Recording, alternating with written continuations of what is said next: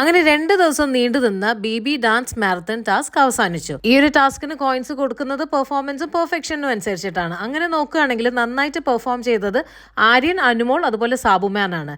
ഈ 3 പേരും നന്നായിട്ട് തന്നെ പെർഫോം ചെയ്തിരുന്നു. ആര്യന് കിട്ടിയിരുന്നത് 28 കോയിൻസ് ആണ്, അനുമോൾക്ക് കിട്ടിയത് 18ഉം സാബുമാനിന് 12ഉം. ഈ ഒരു ടാസ്ക് ചെയ്യാതെ ഉഴപ്പി നടന്ന 3 പേര് ആദിലയും നെവിനും അതുപോലെ അക്ബറുമാണ്.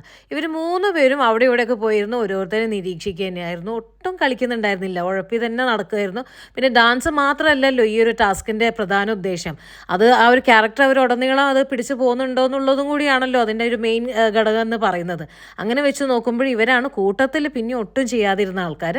മറ്റുള്ളവർ ലക്ഷ്മി അതുപോലെ ബിന്നി എല്ലാം പിന്നെയും എന്തെങ്കിലുമൊക്കെ കാണിച്ചെന്ന് നമുക്ക് വിചാരിക്കാം. ആര്യനും അനുമോളും സാബുമാൻ നന്നായിട്ട് തന്നെ ചെയ്തിരുന്നു. പക്ഷേ കാഴ്ചക്കാർക്ക് പെട്ടെന്ന് ഒരു വിസിബിൾ ആയിട്ട് തോന്നിയത് ആര്യനെയായിരുന്നു. കാരണം അനുമോളും ചെയ്യുന്നുണ്ട്, പക്ഷെ ആര്യൻ്റെ ഒന്നും കൂടി ഒന്ന് നന്നായിട്ട് മികച്ചു നിന്ന പോലെ തോന്നി. പിന്നെ കോയിൻസ് കൊടുത്തത് ഫേവറിറ്റിസം, ഗ്രൂപ്പിസം, ഈഗോ, ഇങ്ങനത്തെ പല സംഭവങ്ങളും മനസ്സിൽ വെച്ചിട്ടാണ് കുറേ പേര് കോയിൻസ് ഓരോരുത്തരും കൊടുത്തിരുന്നത്. ഈ ഒരു ടാസ്കിന്റെ വിജയിക്ക് കിട്ടുന്ന ഒരു സ്പെഷ്യൽ പവർ ബിഗ് ബോസ് പറഞ്ഞിട്ടില്ല. ഇനിയിപ്പോൾ വല്ല ടിക്കറ്റ് ഫിനാലെ അല്ലെങ്കിൽ ടോപ്പ് 10ലേക്ക് കയറുന്ന അങ്ങനെ എന്തെങ്കിലും ആണോ എന്നുള്ളത് നമുക്ക് കണ്ടുതന്നെ അറിയാം. ആര്യനാണ് വിജയ്. ഇനിയിപ്പോൾ അനുമോളായാലും വലിയ കുഴപ്പമൊന്നുമില്ല, കാരണം രണ്ടുപേരും അത്യാവശ്യം നന്നായിട്ട് കളിക്കുന്ന മത്സരാർത്ഥികൾ തന്നെയാണ്.